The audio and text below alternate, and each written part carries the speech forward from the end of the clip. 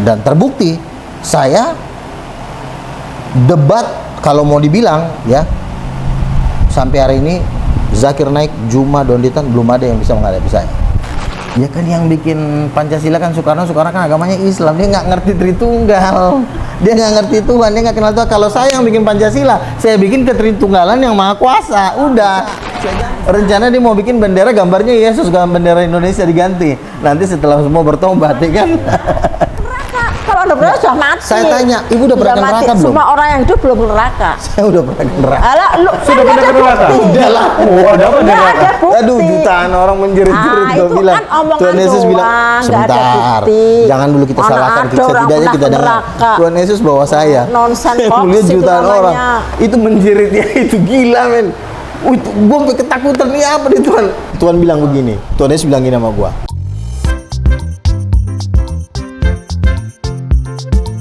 Assalamualaikum warahmatullahi wabarakatuh. Ketemu lagi di channel Adama Entertainment, channelnya tentang video Islam dan juga kisah mu'alaf. Sebelum mulai, jangan lupa untuk like dan juga subscribe ya. Tanpa panjang lebar, ayo kita saksikan. Tadi roh Allah tadi berbentuk Burung merpati. Berarti Yesus bukan burung merpati. Bukan, dia firman. Beda lagi ya? Yesus kan firman. Roh dari firman itu adalah roh yang seperti burung merpati tadi. Kan Yesus kan perkataan. Perkataannya sama roh beda nggak? Coba, apa bedanya perkataan sama roh? Coba silakan jawab. Enggak. Begini. Anda bilang Yesus itu adalah Roh Kudus itu sendiri. Bukan, Yesus itu adalah firman, tapi roh dari firman itu, paham nggak? Perkataan ini kan harus ada nyawa untuk menggerakkan dia berkata-kata. Kata-kata ini bisa berkata-kata karena ada nyawa. Kalau nggak ada nyawa, ini perkataan nggak bisa bergerak. Pertanyaan saya, kalau Yesus itu adalah firman, di tahun berapa ya, di tahun berapa Bunda Maria itu ya menyembah Yesus saat Yesus masih bayi itu, dan dalam bentuk apa bayinya Yesus itu menyampaikan firman? Ya ketika Yesus masih bayi dia belum bisa ngomong lah. Ya berarti berarti Yesus belum ada waktu itu. Yesus belum menjadi Tuhan waktu Yesus masih bayi. Dalam konteks dia menjadi bayi, dia tentu bisa ngomong. Tetapi di dalam roh, dia yang menjaga alam semesta ini. Karena Yesus pun lahir juga aneh. Dia bisa lahir ke bumi ini tanpa ada bapak, tanpa ada mamanya.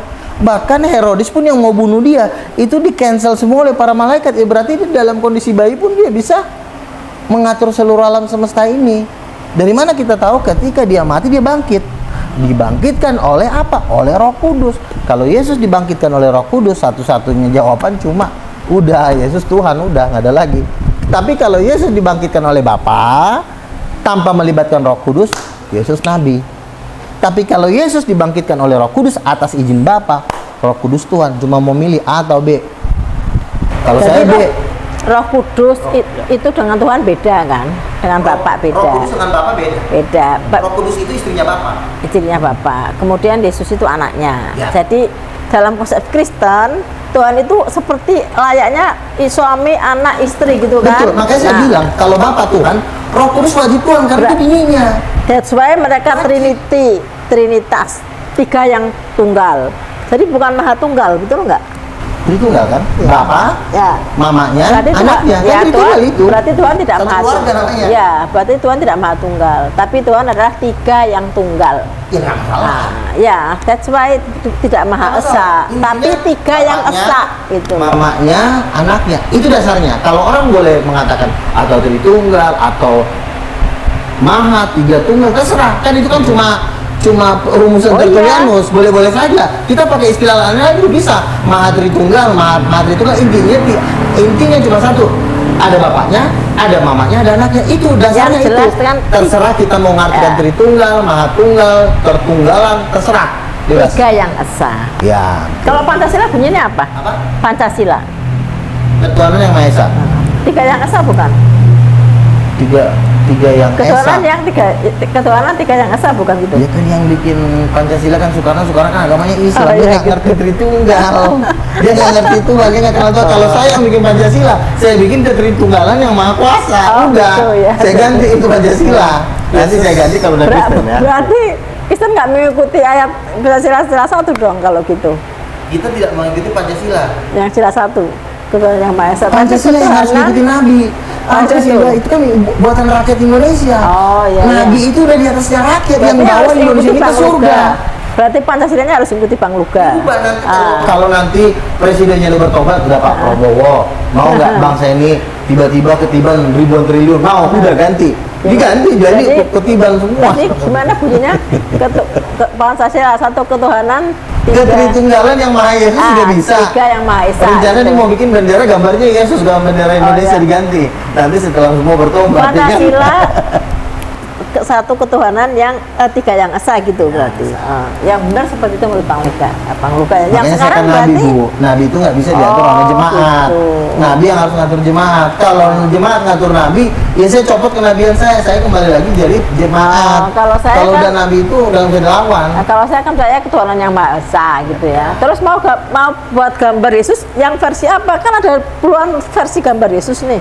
Yang ini aja nanti. Ada versi Matanya yang mana bagaikan gitu. nyala api. Kan ada beberapa versi ini yang digambarnya berbeda-beda. Jadi kayak versi imajinasinya Bang Luka sendiri. Tapi begini, gambarnya Tuhan Yesus itu jauh lebih ganteng daripada ada yang di situ. Karena karena ketika dia menampakkan diri itu matanya seperti api, itu wajahnya seperti sinar, itu udah kakinya dari tembaga. Jadi menggambarkan itu gimana lagi, udah terlalu sangat dahsyat. Makanya kenapa Yesus matanya bagaikan, wajahnya seperti matahari? Ya karena Tuhan. Masa Nabi ada nggak Nabi mukanya? Saya aja Nabi bisa nggak? Coba matiin lampu. Bisa nggak tepat di gelap? Nggak bisa. Nabi tetap kalau mati lampu ya gelap-gelapan. Cuma Yesus ketika mati lampu itu terang semua alam semesta. Menurut Bapak, Yesus itu adalah firman, betul? Ya. Minta tolong buka di Yohanes pasal 17 ayat 8. Yohanes Pasal 17 ayat 8. 17 ayat 8. Maka Yesus yang tahu semua akan menimpa dirinya maju ke depan dan berkata kepadanya, siapakah yang kamu cari? Itu bukan? Yohanes pasal 17 ayat 8. Iya. Sebab segala firman yang kau sampaikan kepadaku telah kusampaikan kepada mereka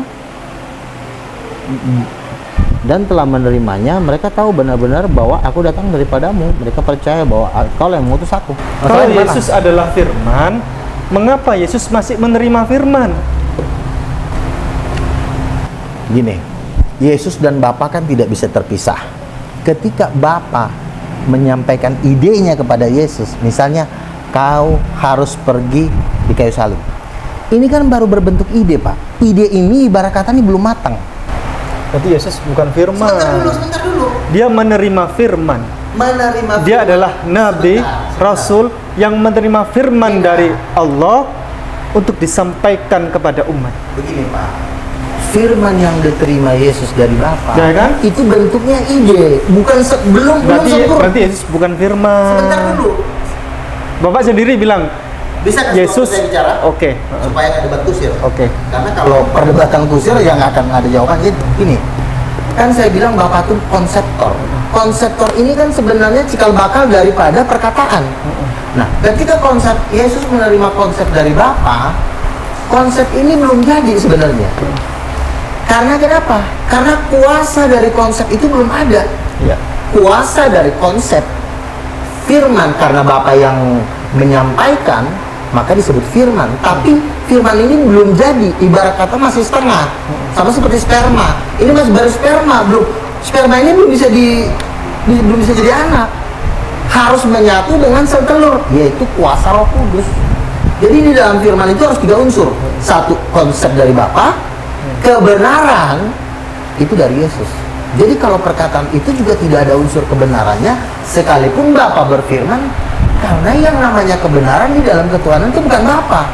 Yesus berkata dalam Yohanes 14 ayat 6, akulah kebenaran dan hidup, bukan Bapa.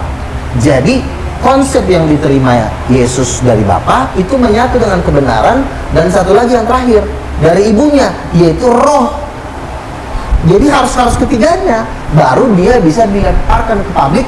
Inilah firman, sembuh, maka dia sembuh. Karena kalau cuma konsep dari Bapak sembuh nggak ada kuasanya, ya cuma jadi teori, tulisan sembuh tapi nggak ada yang sembuh. Jawaban Kira-kira Bapak- begitu. Jadi firman Iya. itu terdiri dari 3 unsur: konsep dari Bapak, kebenaran dari firman, dan kuasa dari Roh Kudus, baru firman itu bisa bekerja. Nggak Jawaban bisa Bapak itu karena kepintaran Bapak untuk berbicara, sehingga walaupun muter-muter tidak Pak. bisa dipahami Orang juga orang. nanti lain nonton, orang pasti nonton akan tahu gitu loh. Oke, baik.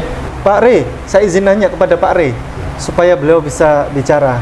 Pak Rey yakin bahwa Pak Rey masuk surga? Terlalu yakin. Terlalu yakin. Karena sudah ada yang menebus Yesus. Saya ini, Dia dapat rumah dia. kita ini warga KTP-nya tetapi kerjaan surga. Wih, KTP Iya. surga. Mana KTP-nya? Boleh lihat enggak?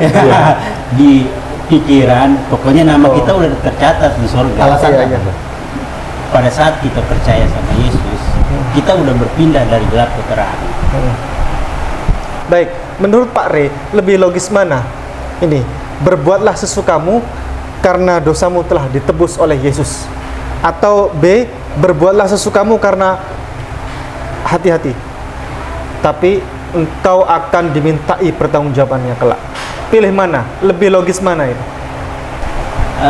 Sebenarnya dua-duanya Tidak bisa, harus A atau B. Ya. Kalau B kan kalau A, berbuatlah sesukamu, dosamu telah ditebus semuanya. Kalau B, Anda berbuat tapi hati-hati, kelak akan diminta pertanggungjawabannya. kita dalam pandangan Kristen itu pada saat menerima Yesus itu kita udah jelas sekali berpindah dari gelap ke terang. Kedua, kita tinggal mengerjakan keselamatan itu. Tidak, Bapak pilih A atau B pertanyaannya. Jadi sebenarnya sih jawaban ini nggak ada yang tepat sih Iya, sebenarnya. dua-duanya salah. Dua-duanya enggak, salah. enggak. Karena Nggak bisa. konsepnya kita mengerjakan. Nggak bisa. Ini kan A sama B bertolak belakang kan? Pasti ada yang benar ini. Karena Yesus berkata, Hmm? barang siapa percaya kepadaku, dia juga harus melakukan perkataanku. Berarti Yesus tidak menebus dosa. Yesus itu begini ya. Kalau kita berbuat benar, kita berdoa, Tuhan ampuni dosa saya. Itu nggak ada yang ampunin. Kenapa? Karena hubungan Tuhan dengan manusia itu udah lost connecting. Tuhan, saya udah minta ampun loh, saya udah nggak bercabul lagi loh. Tuhan nggak dengar. Berarti dia masuk neraka berarti. Masuk neraka. Wow. Karena Pertanyaan saya, hubungan dengan Tuhan nggak ada. fungsi Yesus disalib di kayu salib itu untuk apa? Nah, gini, ketika kita sudah bertobat, kita minta ampun sama Tuhan. Tuhan itu cuma bisa ngampuni kalau ada yang namanya korban. No korban, no forgiven. Artinya kalau Apa tidak ada korbannya? Korbannya apa? Korban penebusan, Apa korban penebusan? yaitu darah menggantikan nyawa. Itu korban. Siapa yang dikorbankan? Yesus. Yesus. Pertanyaan saya, Kalau tidak ada Yesus, maka misalnya nih teman-teman muslim nih berdoa minta ampun kepada Allah atau kepada Bapa, itu nggak ada yang dengar. Makanya Yesus berkata tidak ada seorang pun yang sampai kepada Bapa dari tanpa melalui aku. Artinya kita anggap doa kita sudah selama 70 tahun kita di bumi udah didengar. Pas ditanya sama Tuhan, pernah nggak dengerin doa ibu ini? Kayaknya gue nggak pernah dengar deh, nggak pernah gitu. Loh, tiap hari loh Tuhan. Nggak pernah, kenapa? Oh, dicek nggak ada kabelnya udah putus. Kenapa nggak dibetulin dulu kabelnya? Pembetulan kabel itu namanya penebusan. Makanya ketika Yesus dikali salib, tirai dan suci terbelah, kita doa, kita minta ampun, ada pengampunan. pertanyaan saya, apakah orang Kristen beriman kepada Yesus, lalu dia menjadi pemerkosa, tukang pemerkosa, kemudian tukang mabuk, tukang begal orang, tukang bunuh orang, tapi dia percaya Yesus? Iya, masuk neraka. Berarti nggak ada fungsinya dia menebus dosa. Ya gini kan, disalib dia. Oke, dia memerkosa, dia membunuh, dia nggak mau bertobat, mati masuk neraka. Fungsinya Yesus di kayu salib. Kalau lu melakukan perkataanku, tidak berzina dan tidak berini, maka kita bisa diampunin sama Tuhan. Tapi kalau tidak ada penebusan, saya berdoa setiap hari, saya berbuat baik, saya menjaga hidup suci, itu nggak dihitung sama Tuhan, karena dari zaman Adam kita udah putus. Apalagi yang mau dihitung. Lu mau berbuat baik sebaik-baiknya nggak ada gunanya. Berarti menurut Taurat, memang dalam Taurat memang harus ada penebusan darah manusia. Tidak ada pengampunan tanpa penumpahan. Menurut Taurat. Itu Coba, hukum Taurat. coba dibaca Imamat 5, 14, 15. Imamat 5, 14, 15.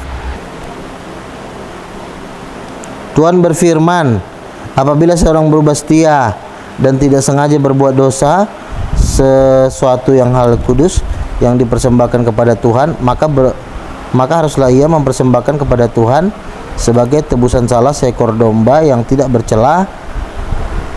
Kambing domba dinilai menurut sikal perak, yakni menurut sikal kudus, menjadi korban penebus salah. Nah, itu dosa yang tidak sengaja ya. Nah, jika orang berbuat dosa tidak disengaja, dia harus memberikan penebus seekor kambing. Sekarang lihat Imamat 5 tidak sengaja ya. Sekarang kita lihat Imamat 57. Imamat 57. 5 nomor 7. Tetapi jikalau tidak mampu untuk menyediakan kambing domba, maka sebagai tebusan salah karena dosa yang telah diperbuatnya itu, haruslah ia mempersembahkan kepada Tuhan 2 ekor burung tekukur, 2 ekor anak burung merpati, yang seekor korban penghapus dosa dan seekor menjadi korban bakaran. Terakhir 5:11. 5:11 ayat 11. 5:11. Tetapi jika orang tidak mampu menyediakan 2 ekor, maka haruslah yang membawa sebagai persembahan karena dosanya itu 10 tepung yang terbaik menjadi korban penghapus dosa. Bawa tepung. Jadi kalau dalam hukum Taurat di Imamat, apabila seorang melakukan dosa yang tidak disengaja ya, itu sebenarnya apa saja ada di Imamat 51 sampai 5. Itu dia harus tidak disengaja loh, bukan disengaja, dosa ringan. Karena ada Yahudi itu membagi dosa dari yang paling ringan sampai yang berat ya, yang het, afon, pesa, resa. Jadi yang berat ya dosanya hukumannya berat ya. Kalau itu tidak disengaja, yang paling ringan ini het, itu dia menebus dengan kambing. Enggak, kambing. Kalau nggak mampu beli kambing, nggak mampu nih 2 ekor burung, nggak mampu 2 ekor burung nih, 10 eva tepung, harus dengan darah nggak selalu? Enggak, begini Bu. itu bisa. Ya gini. Jadi salah kalau Ibrani 9:22 mengatakan tanpa penumpahan darah. Kecil itu kan burung kan masih bisa disembelih. Tapi ketika lo nggak mampu beli burung, apalagi yang dipotong, nggak mungkin kecoa dipotong. Jadi udahlah, kata Tuhan, udah pakai tepung aja lah. Intinya tetap kita kembali pengajaran Yesus Kristus. Yesus sudah bilang bahwa inilah darahku untuk mengumpulkan. Nggak bisa, itu sudah memanipulasi hukum Taurat karena hanya untuk dosa yang tidak disengaja. Itu sebutkan. Kalau sengaja tidak bisa. Hukum Taurat itu bukan itu. Yang bisa mengartikan hukum Taurat itu Yesus. Itu ayatnya berbunyi nggak mengatakan? Ayatnya berbunyi. Ayatnya di dalam Alkitab ini yang bisa menafsirkan dengan sempurna ini bukan manusia, bukan juga Musa, tetapi Yesus. Itu yang menafsirkan itu bukan Yesus, tapi Ibrani 9:22 itu ditulis oleh Paulus. Bahkan bukan Paulus, menurut Budi Asali, nggak jelas penulisnya. Yesus saja sudah mati. Coba Ibrani 9:22 dibaca. Ibrani Pak Re. Yang bisa menafsirkan Alkitab itu bukan Ibrani kita. 9:22 Itu yang bisa coba. menafsirkan Alkitab cuma Yesus. Ibrani 9:22. Makanya Yesus bilang Bukan masalah itu, bukan darahku yang untuk penumpahan yang dosa. menulis menafsirkan berdasarkan teks yang ada di situ. Ibrani 9:22 coba. Ya kan, teks itu kan kalau kita tidak punya roh Tuhan, gini. Nah. Nabi-nabi menerima Alkitab ini dengan roh Lah, Tuhan. makanya Ketika ibu membaca ini tidak dengan roh Tuhan kan jadi lucu penafsirannya. Oh ya, nggak dengan roh Tuhan, wong pada pendeta juga punya roh Tuhan kok. Nabi-nabi Coba dibaca. menerima kitab suci dari roh Tuhan. Ibrani 9:22 dibaca. Ibrani 9. Iya, 22. Ibrani 9 ayat 22. dan hampir segala sesuatu disucikan menurut hukum Taurat dengan darah, dan tanpa penumpahan darah tidak ada pengampunan. Oh, jadi Ibu Etika mau ditebus pakai tepung ya gitu maksudnya. Loh, orang Yahudi boleh tertulis kok. Bukan pakai tepung kalau dosa itu tidak disengaja loh. Kalau sengaja nggak boleh, harus minta maaf seperti Daud karena dia menghamili orang, dia harus minta maaf, baru para berdoa. nabi yang menafsirkan, Bu.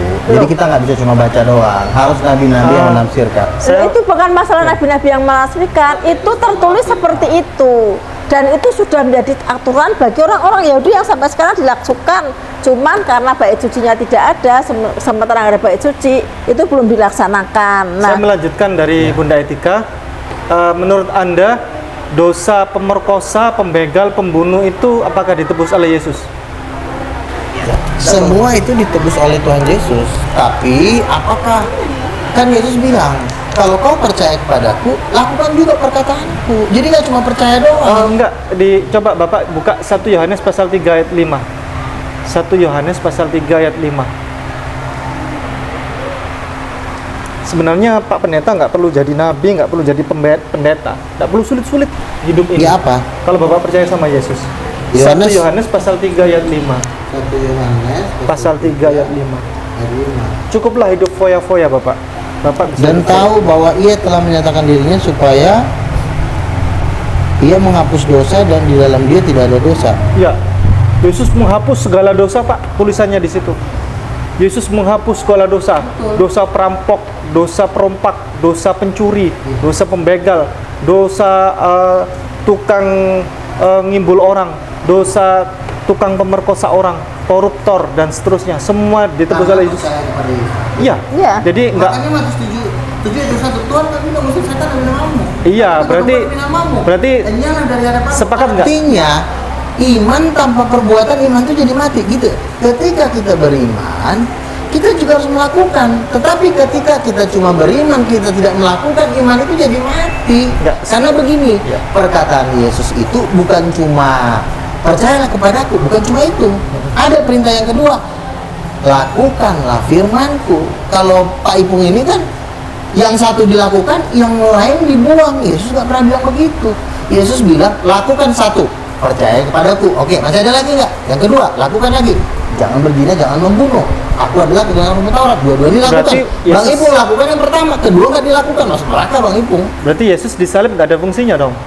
Kan saya bilang, Iya, maksudnya nggak bisa menebus dosa juga Iya, pada nggak bisa akhirnya menebus dosa juga. gitu maksudnya. makanya kan gini, kita ini sudah bertobat nih, sudah bertobat. Ketika kita percaya kepada Yesus, dosa kita diampunin. Nah, ada orang tidak pernah melakukan dosa, tapi ketika dia minta ampun, nggak pernah mau didengar sama Tuhan. Masalahnya kenapa? Orang nggak pernah bikin dosa. Masalahnya nggak ada link dengan Tuhan. Memulihkan link ini kan ketika Adam jatuh dalam dosa, dia melakukan sesuatu kerusakan terdasar di alam semesta, yaitu dosa masuk ke dalam dirinya. Makanya untuk menyembuhkan dosa ini nggak bisa pakai 2 triliun, nggak bisa pakai ratusan miliar triliun, nggak bisa. Yang bisa cuma memperbaiki ini cuma dengan nyawa Tuhan. Itu yang disebut Ya, artinya penebusan. dia menebus dosa kan, betul dong. Memperbaiki dong. Oh, lah, Kan ibu menebus kan dosa sebelum manusia berdoa kok. kepada Tuhan nggak mungkin dong. itu Maaf kata tadi nih, teksnya itu baju Teks. kotor, menebus dosa. muka hancur menghadap Tuhan. Sang penebus kok dia. Makanya kan saya Nah, bilang, saya kasih contoh begini. Kalau kamu Bang Luka nonton Lucky Luciano, seorang mafia yang sangat terkenal, tokoh mafia, dia punya gereja pribadi di rumahnya. Gereja pribadi dia punya. Jadi tiap hari dia berdoa. Setiap hari di gereja yang dia punya, gereja pribadi dia, saking dia taat kepada Yesus. Tak dalam arti berdoanya loh ya. Tapi dia kan membunuh, merampok, itu kan merebut istri orang. Itu menurut ditebus enggak tuh dosanya dengan seperti itu? kalau dia minta ampun, misalnya bunuh, baru dia menyesal, Tuhan ampunilah saya udah bunuh orang 20 orang. Minta ampun, masih Dia enggak? belum minta ampun sudah ditembak kok. Ya kalau dia nggak sempat minta ampun, berarti kan tidak ada iman. Dia mati masuk neraka. Nah, berarti dia begini, habis Tuhan dia menebus kita. Iya. Ibarat kata kita misalnya lagi melakukan kita datang ke warteg pesan makanan udah ditaruh, kita harus makan, jangan kita juga disuapin juga. Tuhan mau juga kita ya kerja. artinya begini, dia waktu itu sudah berdoa, terus dia keluar nih melakukan perampokan dan terbunuh pada saat itu. Dan sempat minta ampun. Nah, ya, Di masuk neraka. minta ampunnya pagi-pagi Makanya tadi. orang di neraka banyak.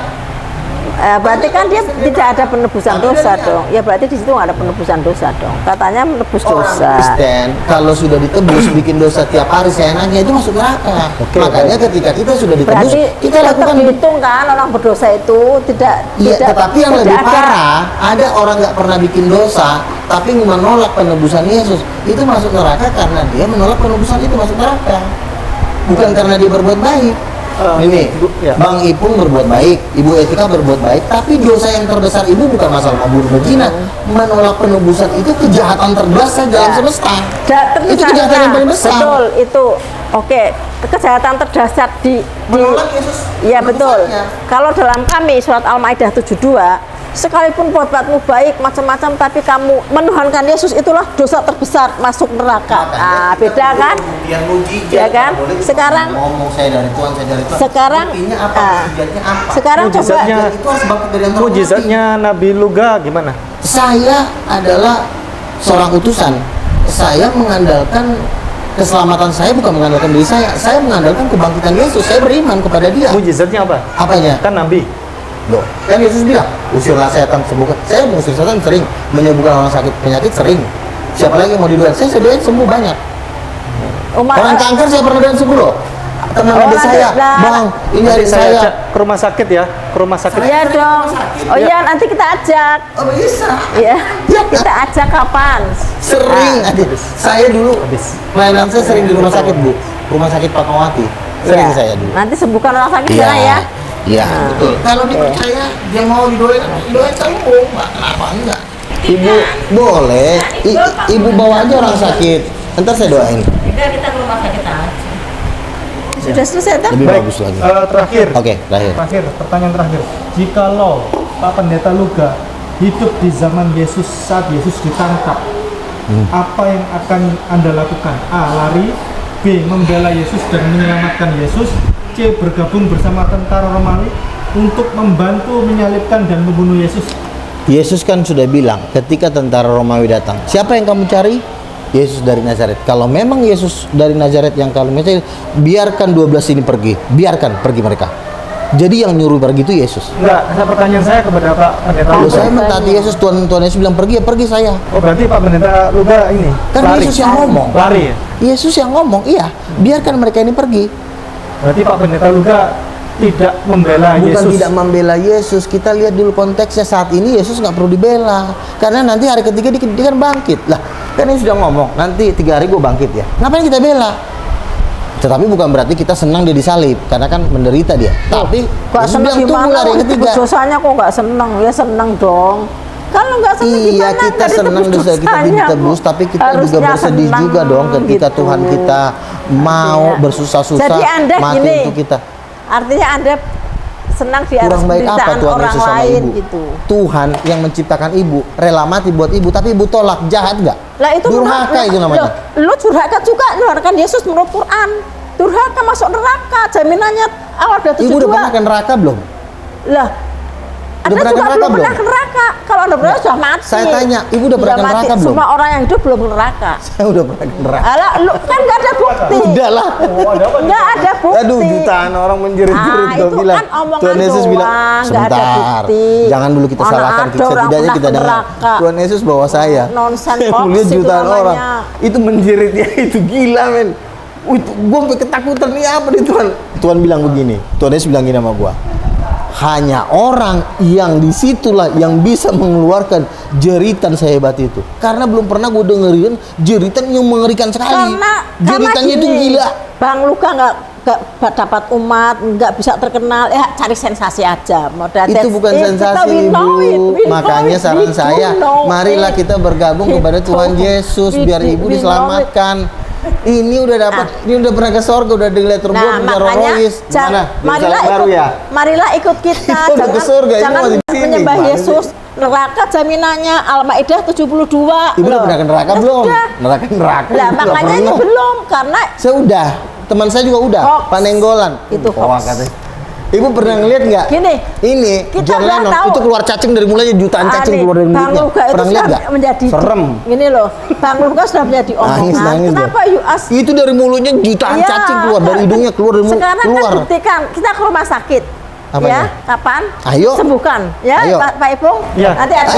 Ayo. Ya. Bisa menyembuhkan Ayo. orang penyakit Itu kanker. objektifnya. Iya, kita doakan. Ya, orang Ya. Karena patah saya tulang. pernah mendoakan teman adik saya, kista, dia udah mau mati dia begini. Saya aja ya. Iya, iya. Saya aja kapan ya? Iya, sebentar. Ya. Bang, itu teman saya udah teriak-teriak, Bang. Mau dibawa ke dukun. Saya bilang nggak usah bawa ke dukun. Bulan Kalau depan kita- sama saya. Iya, iya. Nanti. Iya. Gua doain 2 bulan kemudian, Bang. bang, itu teman saya udah sembuh, Bang. Sekarang makin rajin ke gereja. Puji Tuhan. Aku tuh tahu Bang Luka dari siapa, dari Pak Insan Moko Ginta, cuman saya rahasiakan karena beliau meminta dirahasiakan ya. Apa tuh? That's all. Udah, jangan ngomong di sini. Oke. Nah, rahasia. Oke. Baik. juga ya. Ya kan? Misal Pak Re punya salah kepada Pak Pendeta Luga, punya salah besar ini. Bagaimana cara Pak Pendeta Luga memaafkan kesalahan dia? Bagaimana cara memaafkan? Ya kalau dia minta. Pilih aja. Misal Pak Luga punya anak, dengan cara membunuh anaknya Pak Luga. B, dengan cara cukup bilang ke dia, aku maafkan kesalahanmu. Yang bisa menebus dosa itu kan Tuhan. Jadi nggak perlu saya bunuh anak saya. Yang Betul, bisa kan? menebus itu cuma darah Tuhan. Darah saya tidak bisa menebus dosa anak saya. Baik. Jadi tinggal ampunin aja dia. Iya. Apanya? Jadi nggak perlu bunuh Yang anak bisa Tuhan, bunuh anak, gitu. yang bisa menebus dosa itu cuma Baik, Tuhan. kita bukan- akhiri. Nah, seperti itulah kisahnya, bagaimana kan kisahnya ini sangat menginspirasi kita bahwa kita itu sebagai umat muslim, dengan adanya video ini kita itu menjadi terinspirasi bahwa kita itu bisa lebih baik lagi.